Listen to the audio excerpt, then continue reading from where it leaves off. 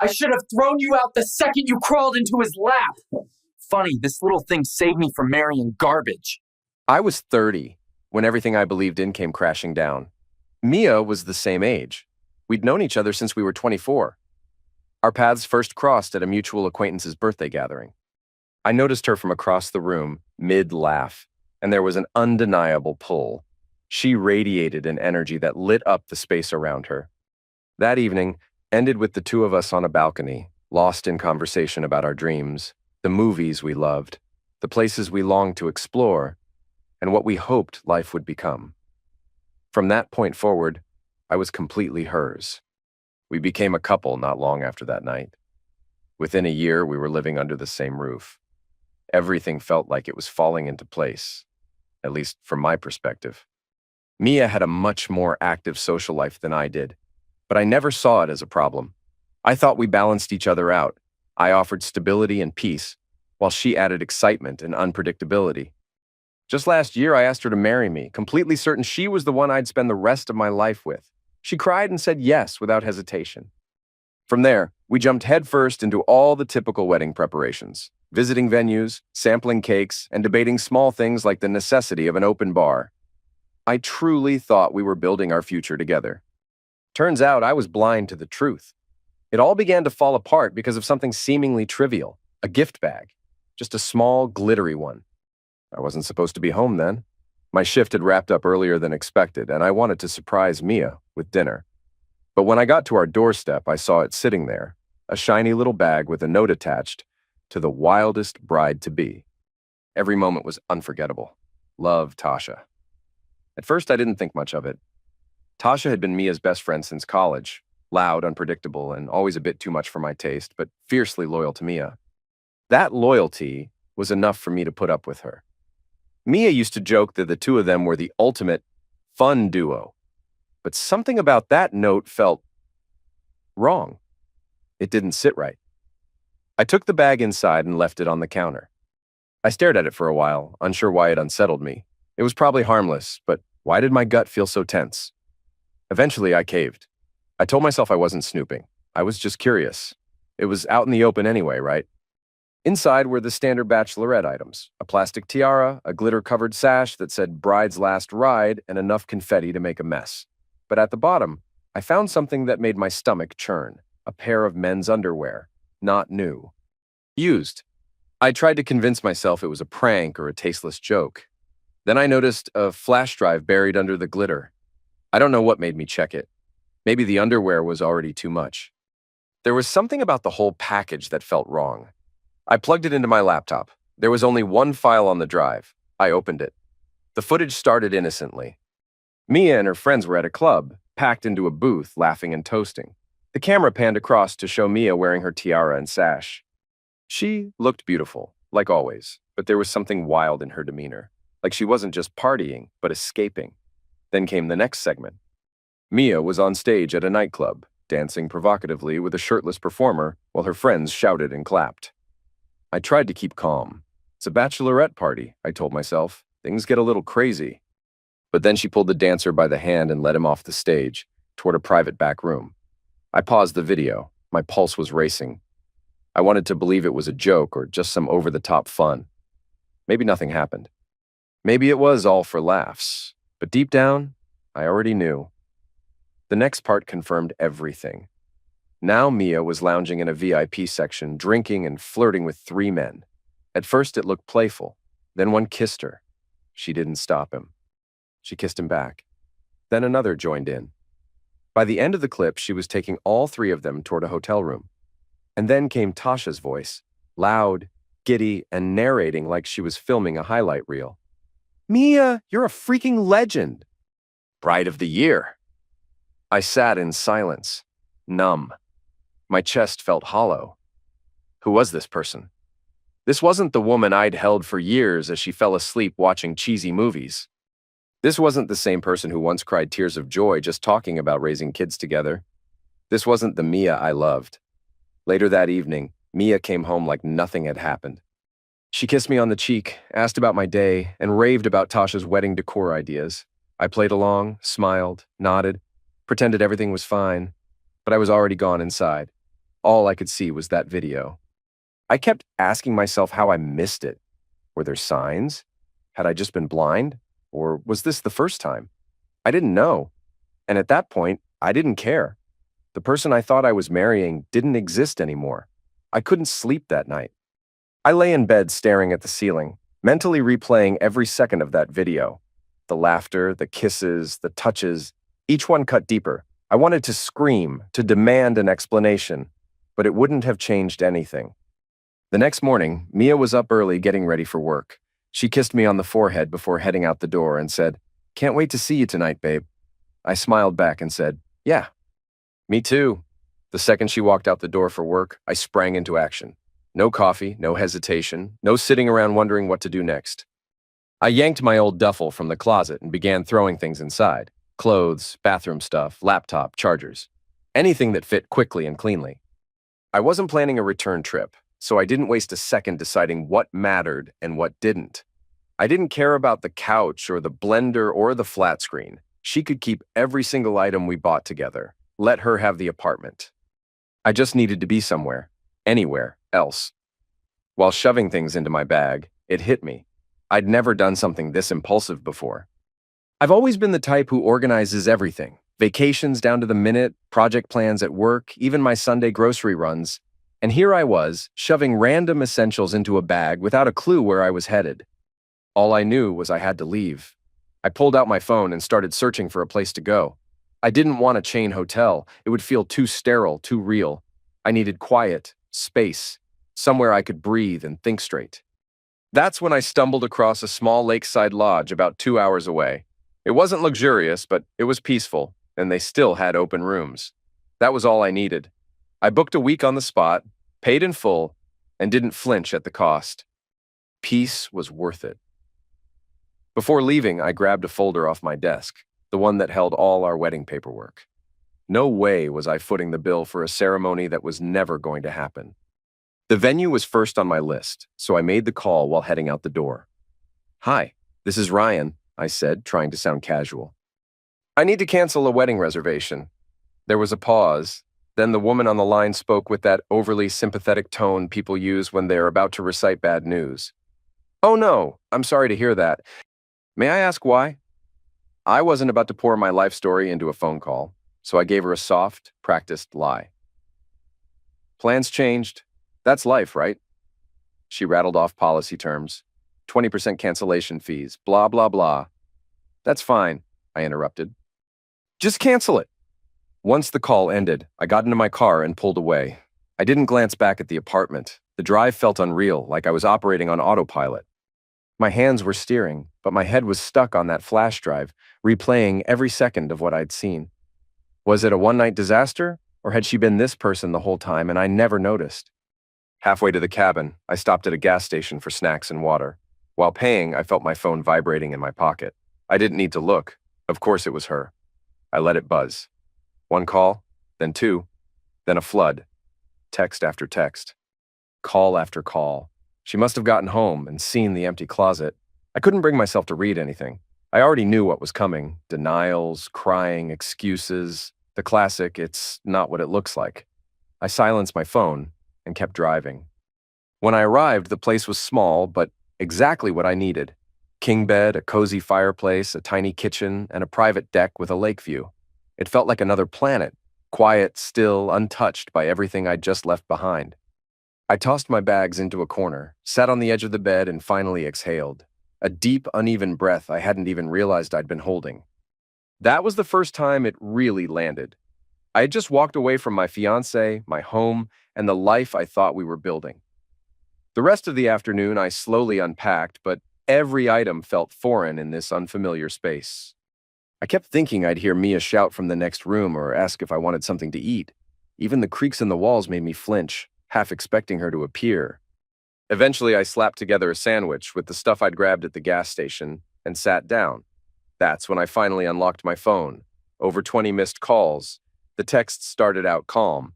"Hey babe, where'd you go? You didn't say anything." "Everything okay?" Then they got frantic.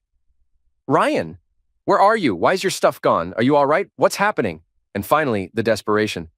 "Please just talk to me. I don't understand. Please." I didn't write back. Instead, I had dialed my parents. They've never been the nosy type, and I love them for that. When I told them I'd left Mia and the wedding was off, my mom just said softly, "All right, honey. Want to tell us what happened?" I gave them the light version. "She wasn't who I thought she was," I told them. My dad didn't miss a beat. "You did the right thing, son. Better now than after you say I do." They didn't push for details, and I was grateful. I told them I was staying out of town for a bit, and they promised they'd be there for me no matter what. That night felt surreal. I kept thinking she'd show up, pound on the door, demand answers, beg me to come back.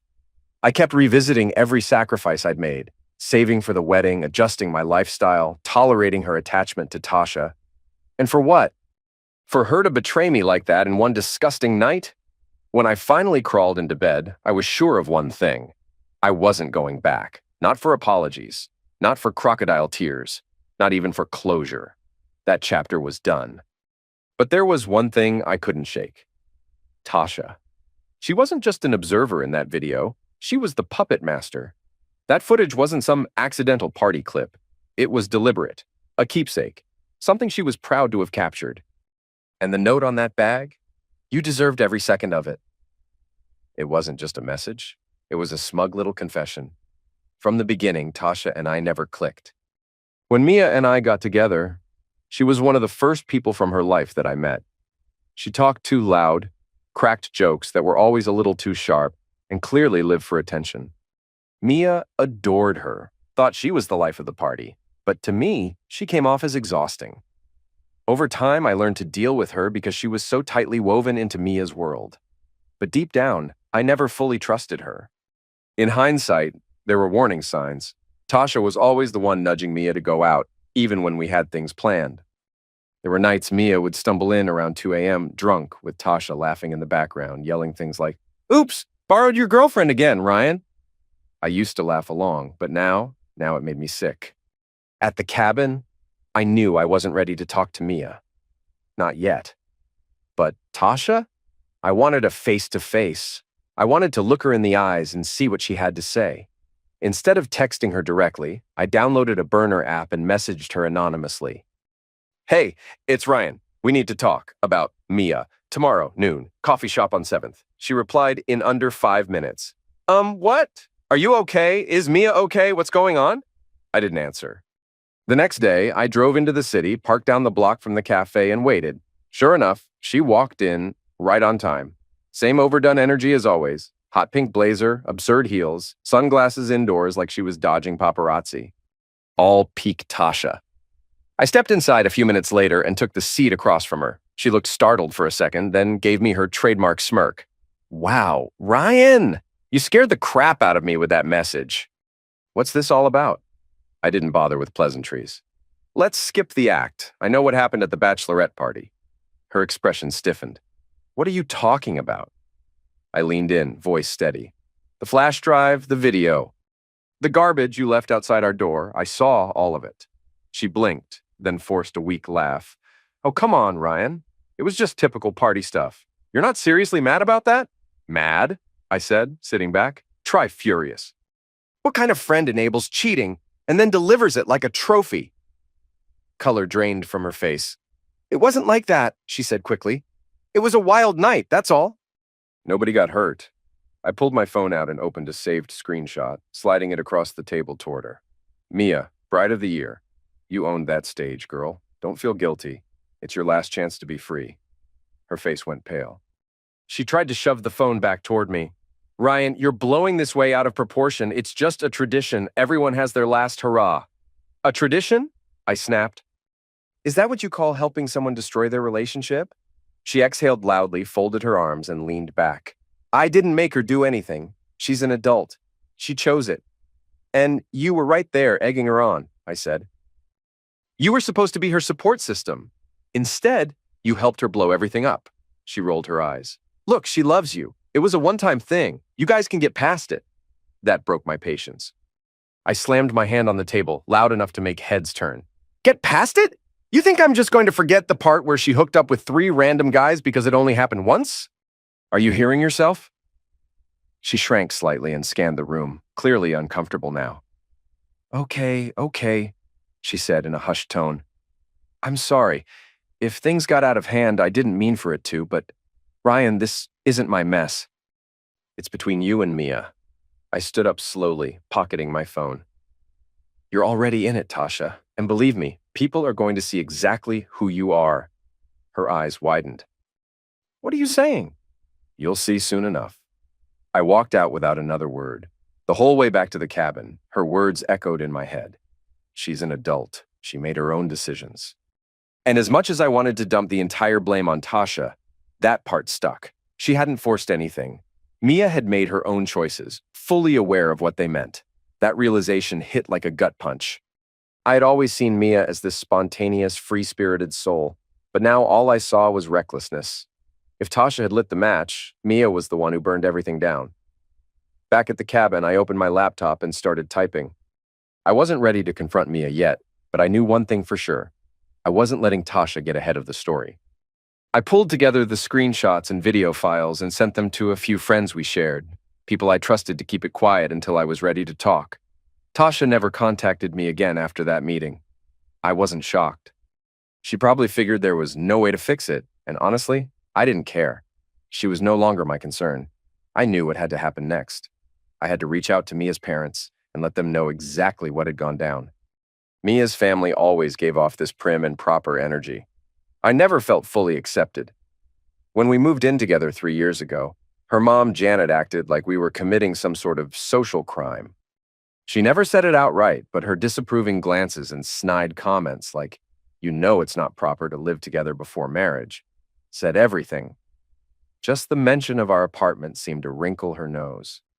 Her dad, Henry, was a man of fewer words, but the same judgment.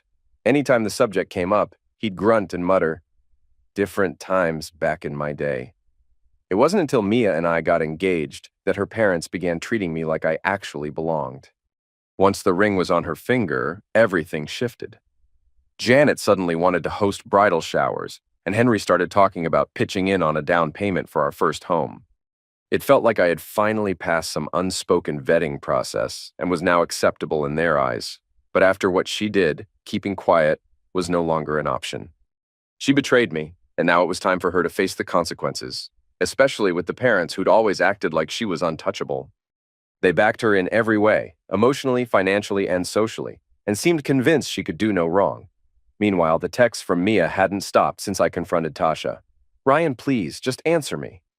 I know you're hurt, but we can work through this. I love you. Please don't shut me out." Every word just made my blood boil. She wasn't the victim here. She made her bed. I hadn't replied once, and I had no intention of doing so. Then a message came from Janet. "Ryan, what is happening? Mia's inconsolable. Please call us. We're really concerned." I stared at the message for a while before deciding this needed to be done face to face. If anyone was going to take care of Mia now, it wasn't going to be me. Let her parents deal with it. They always acted like they knew best anyway. The next day, I made the trip back to the city and drove straight to their home. I didn't tell Mia I was coming, even though I knew she'd lose her mind once she found out. Janet opened the front door, her face lit up with a nervous smile, relief mixed with confusion. "Oh, Ryan, thank goodness. What's going on?" Mia's been a mess since yesterday. She's terrified. Henry was planted in his usual chair in the living room, half reading the paper. He looked up and gave a slight nod when he saw me. "Ryan," he said, "glad you stopped by. Maybe you can clear this up for us." I stepped inside and took a seat on their pristine white couch. "I came here to explain things," I said, keeping my tone flat. "And you're going to want to sit down." Janet frowned but sat across from me, nervously wringing her hands. Henry leaned forward, brows pinched, waiting. I pulled out my phone and opened the folder with all the evidence. "Mia hasn't been honest with you," I said, "or with me. The wedding's off, and it's because of what she did at her bachelorette party." Janet's eyes widened. "What? What could she possibly have done?" I handed her my phone. "See for yourself." She hesitated, glanced at me, and then pressed play. Her face shifted quickly, from confusion to disbelief to devastation. "Oh my God," she whispered. "This can't be. Please tell me this isn't what it looks like." Henry stood up, face dark with rage. "What is it? Let me see." Janet passed him the phone with trembling hands, tears streaming down her cheeks. Henry watched in silence, his expression tightening. His knuckles whitened around the phone like he was trying not to break it in half. "This is what she did," I said, my voice level. "She didn't just cheat. She made a spectacle of it." And her friends encouraged her every step of the way. Janet dropped her head into her hands, sobbing. "I don't understand. I don't know who she is anymore." Henry paced back and forth, fists clenched at his sides. "That girl," he growled. "What was she thinking? We didn't raise her to be like this." "She wasn't thinking," I replied, "and now she wants me to forgive her. But that's not happening. I thought you both deserved to know the truth. Because I'm not going to cover for her." Janet looked up through tear-filled eyes. "Ryan, can't you talk to her? Maybe it was just a mistake. Maybe someone pressured her into it." "She wasn't pressured," I said, cutting her off. "She made that decision all on her own, and I am not going to spend my life wondering when she'll do it again." Henry stopped pacing and turned to Janet. "This is what happens when she listens to Tasha instead of her family. I warned you about that girl. I told you." Janet nodded slowly, wiping her face with a tissue. "We should have said something. Maybe we should have stopped her from living with you. None of this might have happened." I let out a dry, bitter laugh. "You think the problem was us living together? You've always been obsessed with what's proper. But you never once saw what was actually going on. Mia's reckless. She's always been reckless. You just didn't want to see it." Henry dropped back into his chair, shaking his head in disbelief. "Unreal. Absolutely unreal." I stood up. "I'm sorry to drop this on you like this, but I'm done. Mia's your responsibility now. I'm sure she'll show up here soon, crying and looking for help. That's your call. I've already made mine." Janet reached out and grabbed my arm as I headed for the door. "Please, Ryan, don't spread this around. It would humiliate the whole family." "Please keep it between us." I gently pulled my arm free. "That's not my job anymore, Janet. How people hear about this is up to you now." As I drove back to the lodge, I felt something unfamiliar. Closure. After years of feeling like I was never quite good enough for Mia's family, the truth was finally out. Their perfect daughter wasn't so perfect after all. She wrecked it all on her own. Later that evening, I got another voicemail, this time from Janet. "Ryan, it's Janet. I don't even know how to begin. Henry and I are heartbroken. We confronted Mia. She's fallen apart. She keeps saying she doesn't know how to fix this. But truthfully, we don't either. I just want you to know. We're so sorry. If you ever feel like talking, we're here." I deleted the message. Let her face her parents now. Let her explain everything to them. Let them deal with the fallout. I was finished being her emotional backup, and the fallout came fast. Once I told her parents, I knew it wouldn't stop there. I wasn't trying to be cruel, well, maybe a little, but people had to know who Mia really was. If I stayed quiet, they'd cover it up and pretend it never happened. That wasn't going to happen. Not this time. The first person I contacted after everything blew up wasn't Mia. It was Rachel, one of her longtime friends. Unlike Tasha, Rachel wasn't the ringleader of the madness, but she'd been there that night. She laughed along, supported Mia's antics, and probably chalked it all up to harmless fun. I wasn't about to give her a free pass. I sent her a short, direct message. "Rachel, I'm aware of everything that went down at the bachelorette party. I have proof, videos, texts, all of it. Don't pretend you don't know. We need to talk." She called me almost immediately, her voice uneven, like she'd been blindsided. "Ryan, what is this? How do you even have that stuff?" I kept my tone cool and flat. "Does it really matter how I got it? You were there. You saw it happen." She hesitated for a few seconds, then rushed out. I didn't think it got that far. I thought it was just a little flirting and some dancing. I didn't know it turned into that. I cut her off. "You didn't know? You seriously didn't notice when she vanished into a room with 3 strangers? You expect me to believe you missed that?" There was silence on the line. I thought she'd hung up, but then she sighed heavily. "I'm sorry, Ryan. I really am. I probably should have spoken up sooner. But it's not like I could control her. She kept saying marrying you felt suffocating, and she just wanted one last wild night. Tasha was all over it, hyping her up. Mia was drunk and just followed the chaos." I nearly laughed out loud. "Followed the chaos? That's what we're calling it now?" "No, Rachel, she didn't stumble into this. She made conscious choices. And you just stood back and let it happen." She scrambled to defend herself. It wasn't my place. It absolutely was, I snapped. You're supposed to be her friend. A real friend doesn't just watch someone burn their life down. By the time the call ended, she'd apologized again and promised to speak to Mia. I wasn't expecting much from her. Next in line was the source of the disaster, Tasha. But I didn't have to lift a finger. After the conversation with Mia's parents, the fallout had begun. Janet and Henry must have confronted her hard, because Mia started calling me nonstop the next morning, over 20 missed calls in just a few hours. I didn't pick up once. Then Tasha messaged me. Her tone was pure fire. Ryan, what lies are you spreading? Mia is falling apart, and now people are treating me like the villain. You need to quit this right now. I smirked reading it. Finally, Tasha was feeling the consequences of her behavior. I didn't respond. Let her sit in it. But what really shifted everything was Rachel flipping on them both.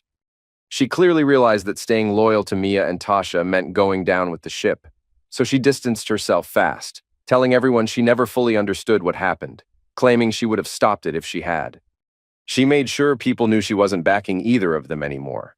By the end of the week, the story had spread through their entire social group. Mia, once the fun bride, had become a walking scandal. One mutual acquaintance, Chloe, reached out to me directly. We weren't close, but she'd always been kind and respectful in group settings. Hey Ryan, I just wanted to say I'm really sorry for everything. I had no idea Mia was capable of something like that. If you need anything, I'm here. Meanwhile, Mia was still trying to get a hold of me. The flood of texts had slowed to a trickle, but they hadn't stopped. Ryan, please, I know I messed up.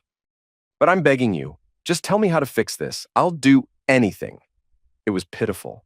She wasn't sorry because she regretted what she did. She was sorry because everything was crashing down around her. Then came the inevitable breakdown between her and Tasha. It started with passive-aggressive texts and ended with a screaming match. Tasha, tired of being blamed, finally exploded and told Mia, "You were into it the whole time. Don't act like I made you do anything. Stop playing the victim." Chloe texted me a day later. Mia and Tasha aren't even speaking now. Tasha's telling everyone that Mia's throwing her under the bus. It's a disaster. I'll admit it. I felt a grim sense of satisfaction. Tasha had spent years manipulating people and acting bulletproof. Watching her empire crumble was poetic justice. The last update I got from Janet confirmed just how far Mia had fallen. At first, I assumed she was just emotionally spiraling, crying, begging, acting like the world was ending. But slowly, I started hearing bits from mutual contacts about how bad things had really gotten. Apparently, after my conversation with her parents, things took a sharp turn. Janet had tried reasoning with Mia, tried to make her own daughter take responsibility, but Mia, in classic form, played the victim. She said I overreacted, accused me of ruining her life over a single mistake, and claimed I should have been more forgiving. That didn't fly with Janet or Henry. For them, reputation had always been everything, and now that reputation was shredded. Once they realized Mia wasn't owning up to anything, they cut her off completely. No warnings, no empty threats. They packed her belongings, left everything on the porch, and told her not to come back until she could admit fault. I'm willing to bet Janet said something like, "You've humiliated this family." It would have been very on brand. Mia tried reaching out to Tasha for a place to stay, but after their blowout, Tasha had no interest in cleaning up the mess. Hosting Mia would have made things even worse for her. Chloe told me that Mia had contacted several other friends, but none of them wanted to get involved. Rachel ghosted her entirely, and the rest were too scared to pick a side. In the end, Mia was left bouncing between couches. Whoever would still let her crash for a night or two. But it wasn't just her personal life that crumbled. Her financial safety net vanished too. She'd been working a comfortable job in an office her father had pulled strings to get her into. She barely worked for it. But after everything blew up, Henry made it clear. No more favors. He wasn't going to protect her anymore. Word around the city was that Mia's boss hadn't been thrilled with her performance for a while. She'd already been flagged for being late and slacking off when it came to her responsibilities. Once rumors about her personal mess started circulating, thanks to shared friends who knew the whole story, it didn't take long for her company to decide she wasn't worth the ongoing distraction. Officially, they called it downsizing, but everyone knew better. I won't lie. When Chloe filled me in on Mia getting fired, I felt a quiet sense of closure. Not because I wanted her to suffer, but because it felt like reality finally caught up with her. She'd spent her entire adult life skating by while others cleaned up behind her. Now there was no one left to sweep away the wreckage. Eventually, word got around that she'd tried to go back to her parents. She'd shown up crying at their front door after losing her job, pleading for a place to stay, but Janet and Henry didn't budge. At that point, she had nothing left. No employment, no home, and no one in her corner. The messages she kept sending me turned more desperate by the day. Ryan, please. I have no one. I'm sorry for everything. I lost everything. My job, my apartment, gone. I know I messed up. Please just give me a chance to make things right. Tell me what you want. I'll do anything. I never replied. She wasn't going to manipulate her way back into my life by playing the victim. She had made her bed. Now she was sleeping in it, alone. About a week later, Eric, a mutual friend, gave me an update. Mia had reached out to him too, trying to crash at his place for a while. True to form, Eric didn't sugarcoat anything. Dude, she's a wreck, he told me. She was bawling, saying she didn't know where to go. But I told her flat out, this isn't my mess to clean. He wasn't being cruel. He was just done with her manipulations, same as I was. Eventually, Chloe let me know that Mia had managed to rent a tiny room in a crumbling apartment on the far side of town. She used up the last bit of money she had for the deposit, but beyond that, she was scraping by. She managed to snag a part-time job at a local coffee shop, but it wasn't enough to cover her basic bills. She's barely hanging on, Chloe admitted. I don't think she's ever hit this kind of low before. What shocked me most wasn't just how hard things hit her. It was how fast everyone walked away. For years, Mia had been the one calling the shots in her friend group. She planned the get-togethers, made herself the center of attention, always surrounded by people. But now, no one wanted anything to do with her. Tasha washed her hands clean, saying, "She's not my problem anymore." Rachel blocked her completely, claiming she couldn't handle the stress. Even Chloe, who tried to stay neutral throughout the chaos, eventually stopped responding to her messages. She'd torched every relationship she had, and now she was left picking through the ashes, trying to salvage something of a life. I'd be lying if I said I didn't feel some sense of justice watching it all unfold. Not because I wanted to see her fall, but because for once, she couldn't run from the consequences. She'd built her world on other people carrying her weight. But this time, nobody was there to hold it up.